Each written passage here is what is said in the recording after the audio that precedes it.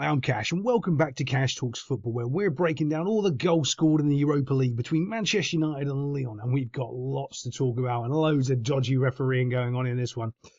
But it is just kind of a bit of a mess, this game, to be fair, and this is what happens sometimes when you've got two teams, and they're a similar calibre, because you don't score this many goals against each other without you being a similar sort of a standard of football. Now, United, there's all sorts of issues here, but we're going to talk about a couple of positives first. And not about how bad the goalkeeper is. So when Ratface lays this ball off here and he starts to go on a run, immediately you'd expect this ball back. But United have got a massive problem, is they didn't really have any pace or power to actually get in behind their defence and actually stretch them in any way. So what he does is something that's very interesting. And I commented quite a lot about this, is sometimes if you're just moving or you're standing still, you're creating space. And he ends up doing that. Fernandes ends up using this pocket of space here just because he's lazy. You say, well, can you be lazy? Yeah, you can. If there's another factor, that you can keep the ball and play a quality pass. And that's what happens here. So when this ball goes out wide here, bump, watch this, bump, there it goes. You can see that's exactly where you'd expect someone with pace to sprint into the area there, ball go in, and off you go to the races. That is not what happens any way, shape, or form with United's build-up. Instead, the ball comes all the way back here, and you can see the defender's now kind of not really bothered because the ball's so far away. That initial pass, that initial sort of reaction that he would expect, because that's what happens. You lay the ball off, you make a run, and the ball goes in behind. That initial cycle hasn't happened. So the defender's sort of mentally switched off a little bit and allows Fernandes just to have a little bit more space. You can see, look, he starts drifting out just a little bit, not really running, just kind of jogging, passively away, and the defender completely and utterly leaves. So when the ball is played in behind, you can see, as soon as the ball's gone, acres and acres of space to run into. Fernandes ain't the fastest, and he's just created himself a massive pocket of space here to go on, and attack Lyon in behind. Pretty decent little bit of movement from him, to be fair, but only because United managed to keep hold of the ball, rotate it slowly. If they rotated it too quickly, they would all be on alert.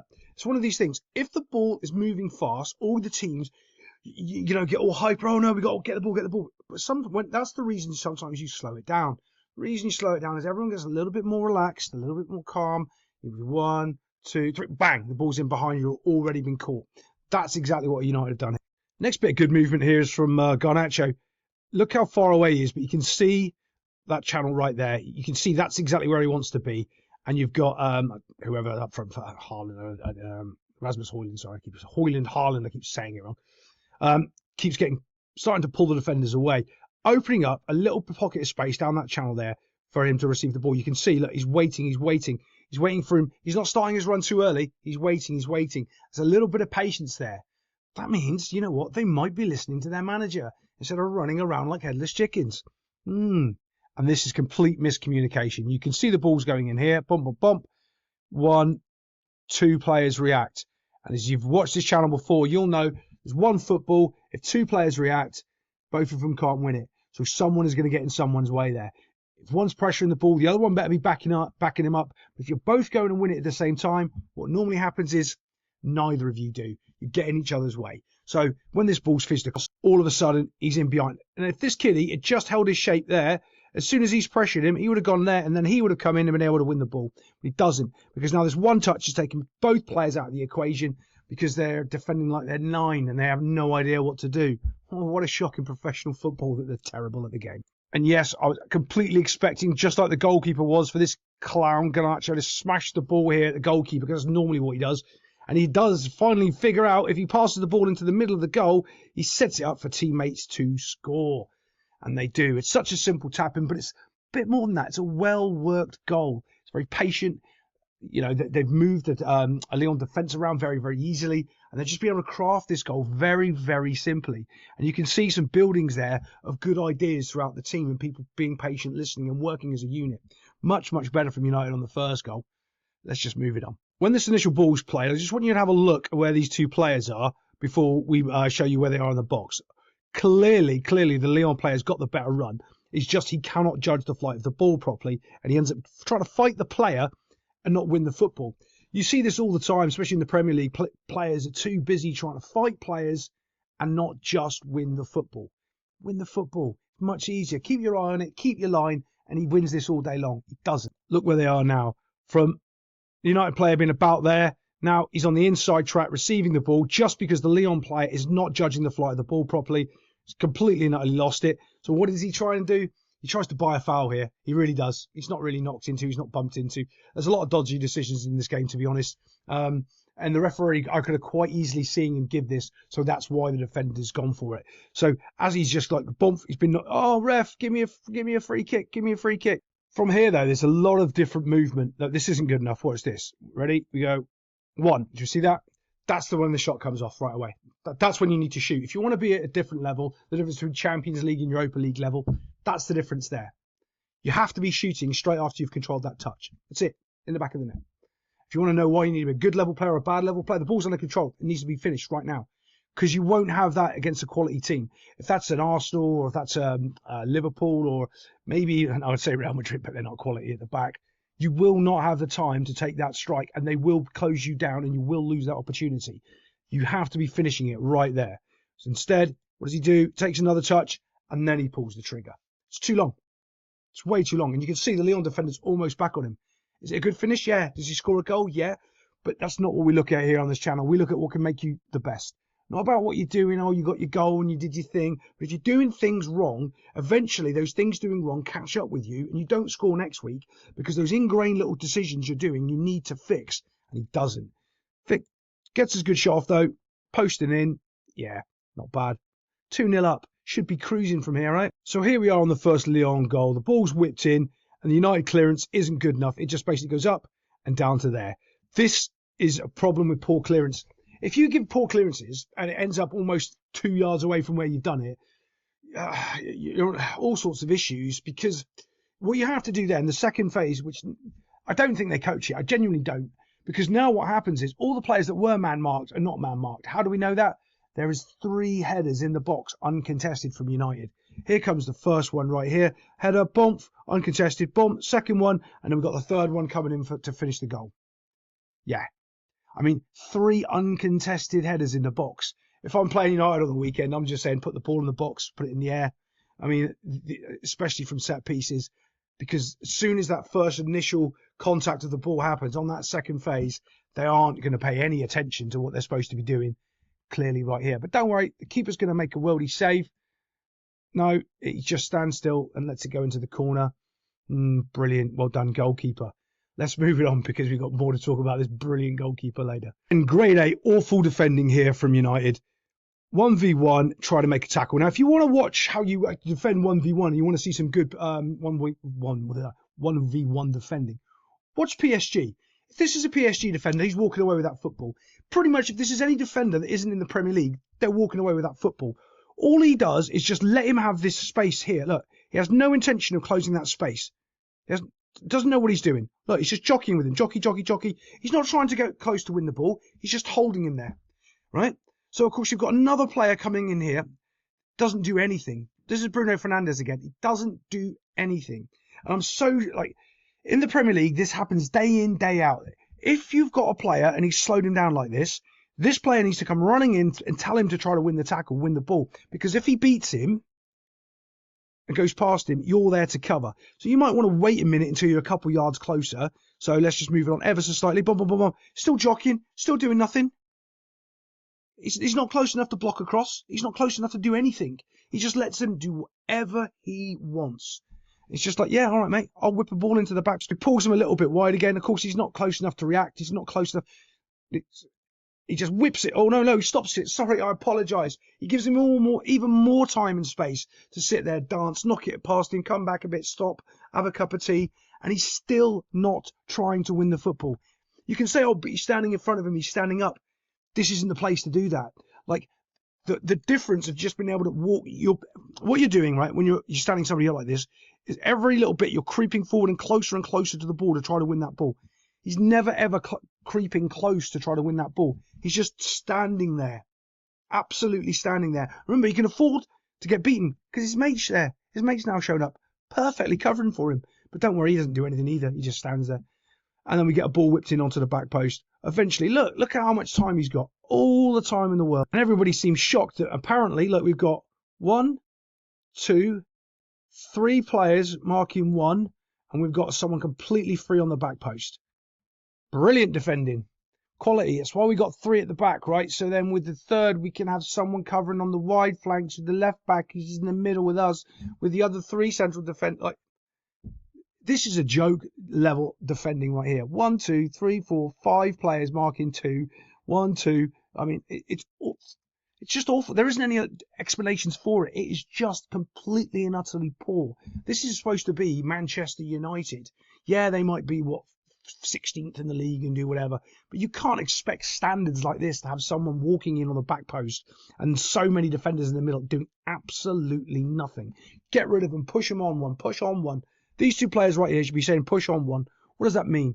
Push on one. So he's marking. You say push on one. You go over there because I'm going to mark here. Yeah, because then he can back him up there. Right? Brilliant. We've got 2 to back up there. You can push on and get out of the way. No. I'm marking my play. I'm doing my job here. Look at me. I got my man. You go find your player to mark. Yeah, that is my player to mark, mate. You shouldn't be there. You should be on one. Terrible, terrible. You know, I talk about that second phase, that little when the different dink ball comes in, we can see we've got someone unmarked on the other side, on the other post, and he's just basically going to score a tap in because it's gone from one side to the other in this back 5, and you've got 2 players on either flank completely unmarked. 1, 2, 3, 4, 5, marking 1. Yeah, ball across. Tap in, and it's a goal. Now here, look where I've stopped it right there. You can see that's a goal from here. You don't need goal line technology. If you need goal line technology to see that, you've got a massive problem with VAR and goal line technology. What they're trying to do is take over the game to try to make it entertaining, like WWE wrestling, because yeah, definitely everything's on the up and up in football. Yeah, look at our shiny thing. We can see it's in. We don't need goal line technology for that. Here you go. They're slowing it down and stopping it, like about to flash up. Goal line check. Why is there a goal line check? You can get 2 footballs in that space. If you need to check that for goal line technology, you honestly shouldn't be ever refereeing or be in VAR again. It should be like, yeah, of course it's in. Did you not see it? I could see it was in from 45 minutes, 45 yards away on a weird camera angle up from the rack. If you're on the field, of course you see that go. So speaking of dodgy decisions, this isn't a yellow card. This is not like, I don't know why this isn't overturned. He's not actually trying to touch the player. He's running, looking at the ball. You can see it. There it is. He's looking at the ball. If the other player runs in front of him and gets tripped, it's the other player's fault. He's running. He doesn't have to change his line. If he reaches out and kicks the other player, it's a yellow card and he should be sent off. If he deliberately takes a little swipe at him, it's a yellow card. It's not. Watch. There's no contact there. There's absolutely no contact there at all. No contact there. And down he's going, oh, bump, and he's fallen over, and it's a yellow card. There's no contact. And if there's, it's marvellous, like from a different camera angle that, shocker, they're not showing me on any of the replays or highlights. I couldn't find it anywhere else. I did look around Twitter, and it wasn't really, unfortunately, Twitter's just a cesspool of bad information. So, but there's no contact there. Especially not enough contact to say that's a yellow card. He hasn't deliberately tripped the player. In no way, shape or form. Terrible, terrible refereeing. More terrible play right here. Watch. Why are you coming in to mark him? The space is behind you. The space is dangerous. You're almost on the halfway line. At no point do you need to get involved with him right there. You cannot afford to get pulled out. You can see there's a player running down the line right there. Can you see him? He's right there. And that's where the ball is getting played. If you come out there, you open up that space behind you completely. Again, this is a professional footballer, right? As soon as it goes in, look, bump, you can see, look. Well, look, they put the ball into the space that you were just in. And then now there's no one there to mark the player running in behind. I mean, it's awful. I mean, completely utterly catastrophe. Where are you going? The whole defensive line at Manchester United is just terrible. It is terrible. And I keep getting told, oh, it's like, oh, it's the new system. It's this. No, that's a basic decision making in any system. You know, if you step forward, they're going to pass the ball straight behind you, one touch, because you can see a player on the run. You stand and hold your ground. You wait to see what happens, because the player with the ball is in front of you and the player that's on the run is in front of you. If you step forward, they go behind you. You stand and you wait and you watch, see what's going on, and you don't give them this acreage of space. And with the acreage of space, he just runs in onto the back four. It's that simple. Just runs at them. He does get his pass away here for this borderline penalty, which is one of those things when you're running back, panicking. Now you're making a stupid decision because your teammate has run up, done something absolutely moronic. Like, if I'm scouting a team and someone does that and you go, oh, yeah, is he going to make it on in the Premier League? I'm like, no, this guy's a clown. He can't understand and identify two threats and the space is a threat and just runs in blindly like a moron. Opening up his team to do dumb things, over challenge or run back harder, and then make another silly mistake here where he could give away a penalty. And this where's where the collapse comes. Have a look how good this goalkeeper is. He's so good. As the ball comes, breaks there, he's looking to hit it. He talked about it last week in the Europa League about his footwork and how wide his feet are apart. That means he cannot put weight down on one side and spring left or right because he doesn't really have a planted foot. He's just too far stretched. Stretch your legs out past your shoulders, right? And then try to move. Like, what I mean move is try to dive left or right and pushing off your feet. Get those feet in by your shoulders and then you can explode and you can push. He isn't. His feet are too wide apart. So what ends up happening is the ball's struck. What goes on? Dosh, he can't move because his feet are like miles and miles apart again. Yeah. Technically flawed goalkeeper, so poorly flawed with his floor work, his footwork, is amazing to me. Absolutely amazing. And you'll hear all these pundits and all these other idiots talking, and none of them will mention his technically flawed footwork and how bad and why he can't make decisions and jump and move forward. They go, oh, he's caught like a rabbit in the headlights. He's like a deer in the headlights. And he's a deer in the headlights because his feet can't move. He can't move his feet because he's got his feet too far apart, past his shoulder width. Everything he's doing is technically wrong, and no one points it out because they genuinely don't know anything about football. And here comes United's collapse. Here comes Luke Shaw to give away a penalty and probably be injured for the rest of the season. Now, this is interesting. I'm going to give you a tip, Luke Shaw, about what you don't do when you're making bad challenges and giving away penalties, okay? So here you are in a poor situation. You've gone in with the wrong foot for a start. Put your hands up because you're left-footed. You should have been tackling with your right foot. And you've got to... But after you make that poor decision, don't put your arms up and claim that you didn't do anything. It's a sheer sign of guilt. When there's a player on the floor and another player's going, oh, I didn't touch him, ref. I swear I didn't touch him. They're going to give a penalty. Shit, well, look, it's so... Let me just go back to that. So this is why it's so important to use the right foot for the right task. His right foot needs to come in and go right there. His left foot is planted.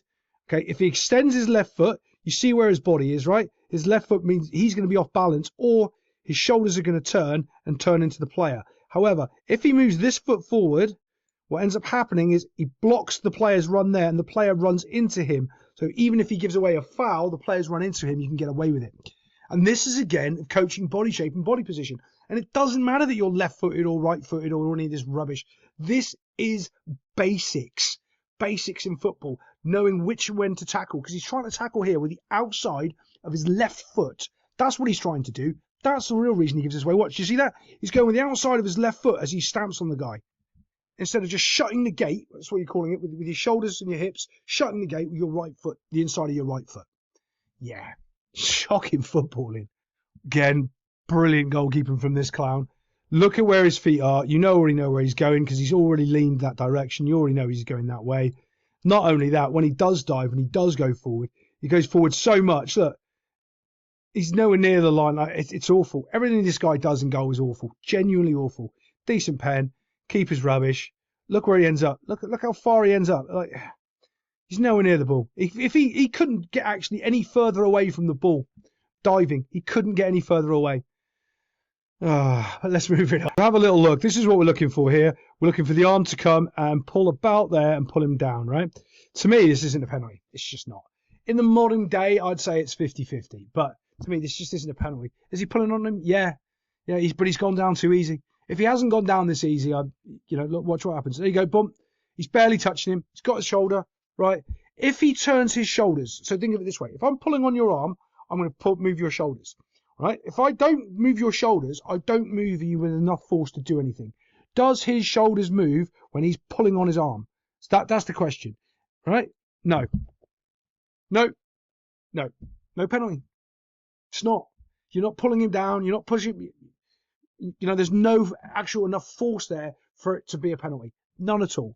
But look, he goes down and it's a penalty. And here's the difference in a good penalty and a bad penalty that we had earlier. And I'm not talking about the way he kicked. Watch the goalkeeper. Goalkeeper does fantastic here. But this is a really, really good penalty. He puts it right in the spot, on the money. Yeah, watch. Bump. It's a great penalty. Keeper's gone the right way. Try to save it. And he can't because it's just a really, really good penalty. That's how you score a penalty. But let's move it on. Watch this again. 1, 2 players reacting to one, getting completely pulled out of shape. This is actually a decent run in actually here. This is, again, a pretty just like United's first goal, this is actually a pretty well-crafted goal. But it's more about Lyon just not knowing what they're doing and their players just getting pulled all over the place. So as this ball starts to move here, look, you can see the run. Boom, 1, 2, 3 players are going to get completely taken out of the equation here because they're all seem to go for the ball. So when the ball is played out here, look, you can see off it goes. Boom, we've got one out here. Dump, that's where it's going to. 1, 2, 3 Lyon players are taken completely out of the equation. Bang. Now it's a case, can you take a touch? Can you finish it? And the reason can you take a touch is because you look at the height of the ball. This is one of the other things where you can spot the class of a player. It isn't about him getting the pass there. It's how he gets the pass there. And this pass is too high. It's by his knees. It's bouncy. It's not good enough. He now needs to control it, take a touch that he shouldn't have to, instead of just finishing the football. But thankfully, he does. The overcommitment's there. There's more overcommitments here to this as well. Look, bump, they come in. As they overcommit, cuts back on the inside of his right foot and finds the corner and gets himself a goal. United are back in it, 4-4. I am the owner of this club. I'm firing the Lyon manager in the morning, right? For simple reasons. 4-4. You're in extra time. You've got a couple of minutes to go, right? You're a player down and you've got that on the field. Look at how much space you've got there. None of these people are tight as a unit. No one's really fighting for their lives right here, knowing they're in a bad situation. It's just too open. It's too exposed. You cannot have players at the end of the field like this when you're down a player. Just shocking behaviour. Little ball into the box. And old Harry Maguire, the old donkey himself, is up there to get himself an easy goal. Yeah, I mean, like, he's always a threat in the air just because he's a big, strong lad. Just bullies the Lyon defenders. They're not ready for it. Look, watch this when this ball starts coming in, drifting in ever so slowly. Boom, boom, boom. Just peels off the back of the guy. And here's the other part. Look at where the keeper is. I still think the keeper can come and catch this, He's watching the ball come along. It's a long way, and he doesn't make any effort to come out and claim this ball. I think he could have, but he doesn't. Harry Maguire puts himself into the record books by winning the game for Manchester United. Now, they go mental, and it's like they've won the Champions League final, and I get it, I do. But you've got to put it in context. It's still just the Europa League. But once a wise man told me, he just finished coaching the, I'm not going to say what national team he was coaching, and he got roped into coaching an under-10s team, and he was losing 12. I've told the story before, losing 12-0. I think I've said who he was. And his team scored a goal, and they were losing 12-1. And he goes, my kids, they're running around like they won the World Cup. And then he said afterwards, he reflected, that goal's super important to them. So, yeah, it's the Europa League. It's not the Champions League, but it's super important to them. And they fought hard, and they deserved to celebrate that with every little bit of passion they've got. So, well done. Enjoy the goal. Enjoy the moment. Other than that, I'll see you next time on Cash Talks Football.